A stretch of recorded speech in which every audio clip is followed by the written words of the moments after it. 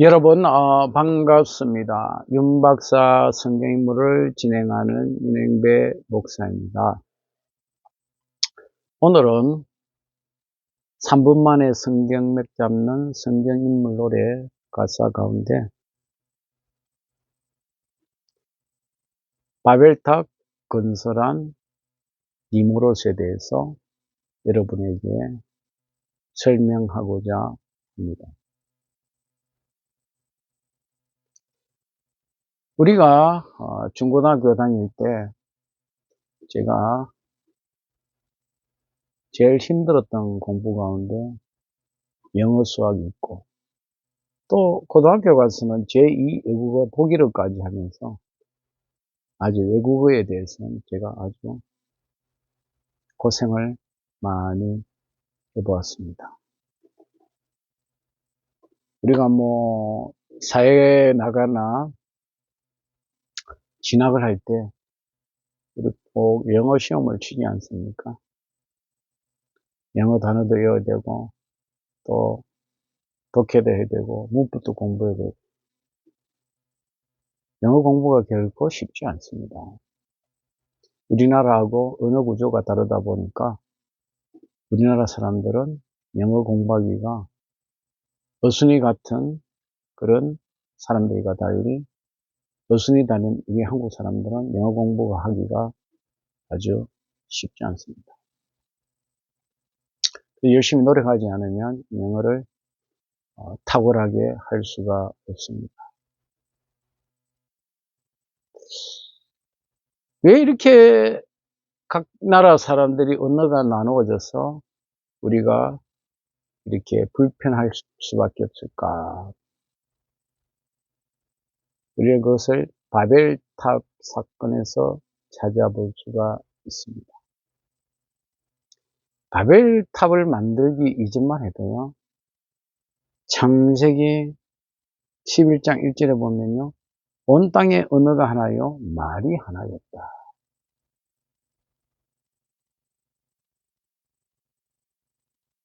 그런데 신할 평지에 간 함족 가운데 니무롯이라는 사람이 앞장서서 바벨탑을 건설하게 됩니다. 벽돌로 또 역청으로 탑을 쌓게 됩니다. 이렇게 탑을 쌓아서 높이 쌓아서 하늘에다 쫙, 그리고 우리의 이름을 내고 우리가 지면에서 흩어지는 것을 방지하자. 아마 그들에게는 홍수의 공포감이 있었을 것입니다. 노아 홍수 때 사람들이 많이 홍수에 떠내려간 것도 생각하면서 탑을 높이 쌓으면 아무리 홍수가 지더라도 괜찮지 않을까라는 그런 생각도 해보았겠죠.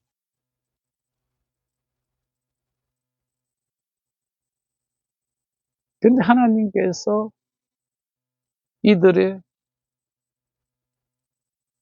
모습을 보시고 하나님께서는 그들의 하는 일을 방해하고자 했고 막고자 했습니다. 그래서 언어를 혼잡하게 만들었습니다. 위에서 물을 가져오려면 밑에 사람이 벽돌을 가져갑니다. 위에서 벽돌을 가져오려면 밑에 사람이 엽청을 가지고 갑니다. 여러분, 손발이 맞아도 일이 될까 말까 한데, 이렇게 서로가 언어가 소통이 안 되고 말이 통하지 않으면 어떻게 되겠습니까?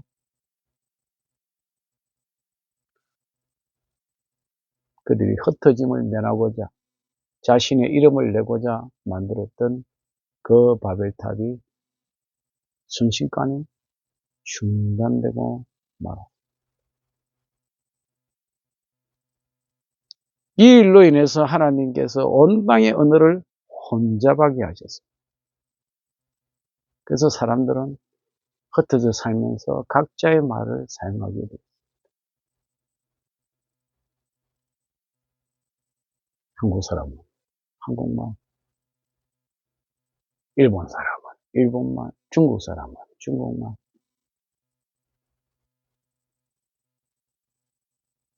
각자의 말을 영어, 스페인어, 독일어, 한 문화권인 이 동아시아권도 언어가 다 다르고, 유럽도 프랑스어가 다르고, 독일어가 다르고, 영국이 다르고, 스페인이 다르고.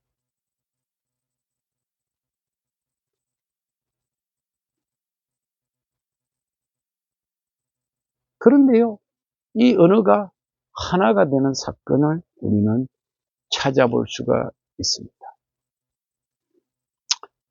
오순절날 마가다락방에서 성령의 역사로 방언이 터졌어요.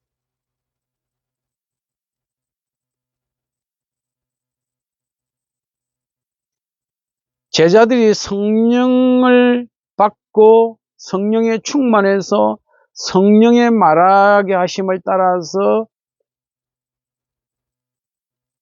다른 언어들로 말하기 시작했다는 거죠. 당시에 한 15개 나라가 모였나요? 그렇게 모였는데 각자의 방언으로 듣는 역사가 일어났다.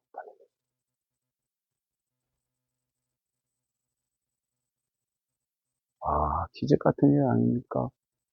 오늘날 말하면 동시통역이 이루어진 거죠. 15개 나라에서 왔는데 이 말하는 것이 각 사람들에게 귀에 자기들의 말로 다 들린다.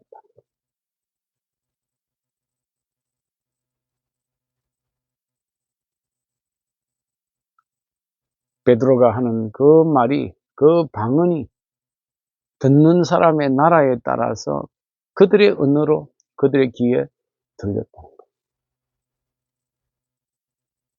하나님의 큰 역사, 성령의 역사가 그들에게 임했다.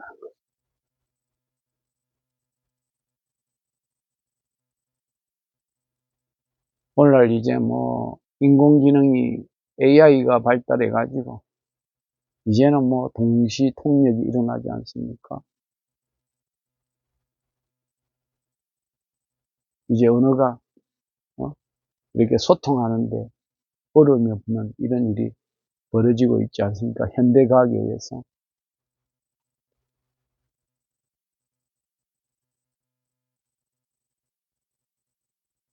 바벨탑 사건으로 인해서 하나님께서 언어를 혼잡케 하셨습니다.